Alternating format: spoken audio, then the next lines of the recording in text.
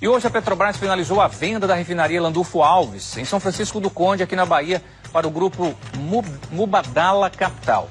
A Selem, empresa criada para a operação, assume a partir de 1º de dezembro a gestão da RLAM, que passa a se chamar Refinaria de Matari.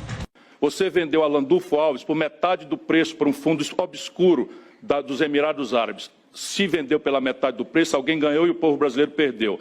Bolsonaro, você vendeu os gasodutos e oleodutos da Petrobras e entregou um contrato de aluguel.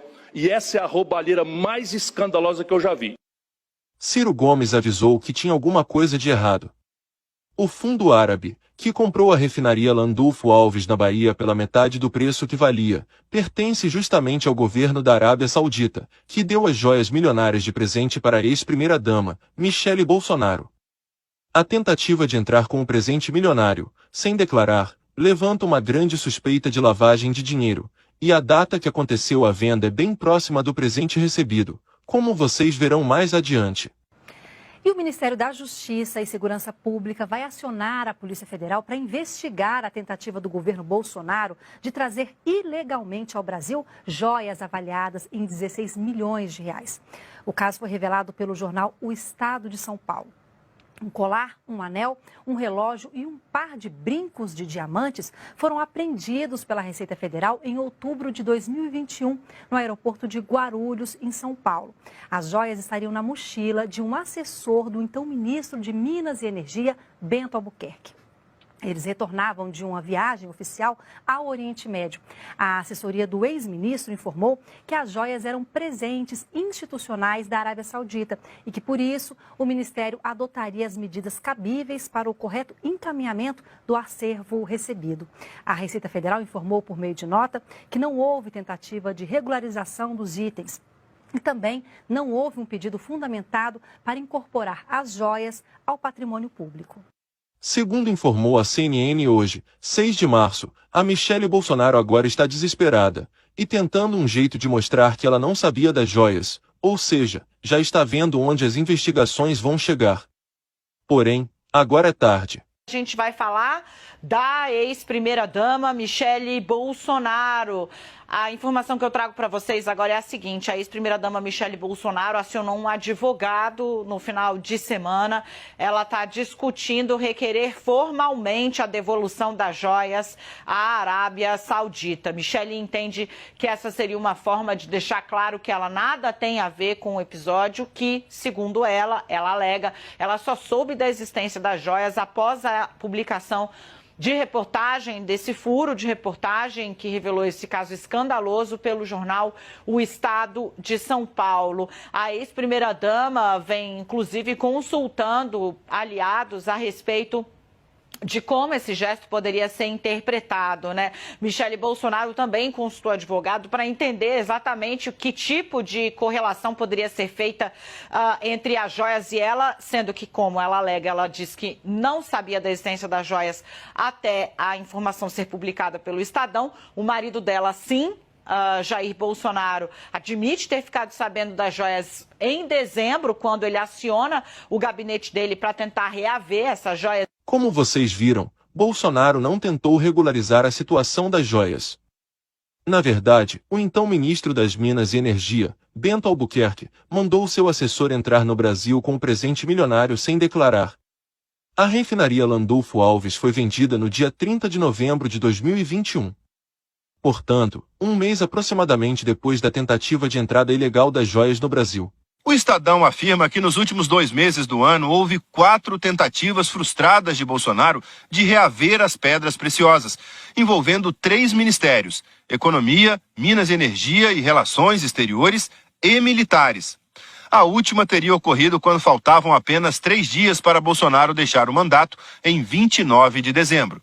Um funcionário do governo, identificado apenas como Jairo, teria pegado um avião da Força Aérea Brasileira e desembarcado no aeroporto de Guarulhos, dizendo que estava ali para retirar as joias. O funcionário argumentava que não pode ter nada do antigo para o próximo, se referindo ao governo. Tem que tirar tudo e levar, conforme relatos colhidos pelo jornal. O Jornal Nacional encontrou no portal da Transparência o registro de uma viagem a serviço para o aeroporto de Guarulhos no dia 29 de dezembro de Jairo Moreira da Silva, sargento da Marinha que atuava na ajudância de ordens da Presidência da República. A reportagem também descreve que depois de não conseguir retirar os itens na alfândega do aeroporto, o Ministério de Minas e Energia acionou em 3 de novembro de 2021 o Ministério das Relações Exteriores. O Itamaraty reforçou a pressão sobre a Receita, pedindo providências necessárias para a liberação dos bens retidos. Mas o pedido foi novamente negado pela Receita. Segundo o jornal, a quarta tentativa foi do próprio comando da Receita à época, o que foi impedido por servidores. E o que aconteceu logo depois da tentativa de liberação dessas joias, né? O governo Bolsonaro deu cargo em Paris ao chefe da Receita após ele tentar liberar as joias para Michele Bolsonaro. A gente está falando do Júlio César Vieira Gomes, que era então chefe da Receita. E André está contando que ele foi nomeado adido em Paris um dia depois dessa tentativa de reaver as joias, né, dessa investida do auxiliar do presidente lá em Guarulhos. Aqui, então, o Júlio César Vieira Gomes e a Andréia contando aqui sobre essa cronologia, né? Assim que ele tentou reaver essas joias de mais de 16 milhões, no dia seguinte ele foi nomeado adido, que é um cargo de muita importância, um cargo internacional, adido da Receita lá em Paris, no dia 30 de dezembro de 2022. Então, dia seguinte, a ida de um auxiliar de Bolsonaro ao aeroporto de Guarulhos para tentar recuperar essas joias. Estranhamente, o ex-ministro das Minas e Energia, do governo Bolsonaro, tem passe livre dentro do Ministério do Lula, chegando até a indicar subordinados para o atual ministro das Minas e Energia, Alexandre Silveira. Além de ter atuado para vender a refinaria da Bahia, pela metade do preço, o almirante e ex-ministro da pasta foi um grande protagonista na privatização da Eletrobras. Como acreditar no que o Lula fala em relação à privatização da Eletrobras, se ele próprio deixa o ex-ministro do Bolsonaro dar as cartas no atual ministério? Logo o almirante privatista que fez de tudo para entregar o patrimônio do Brasil para os estrangeiros pela metade do preço? A Eletrobras, o governo tem 40% das ações.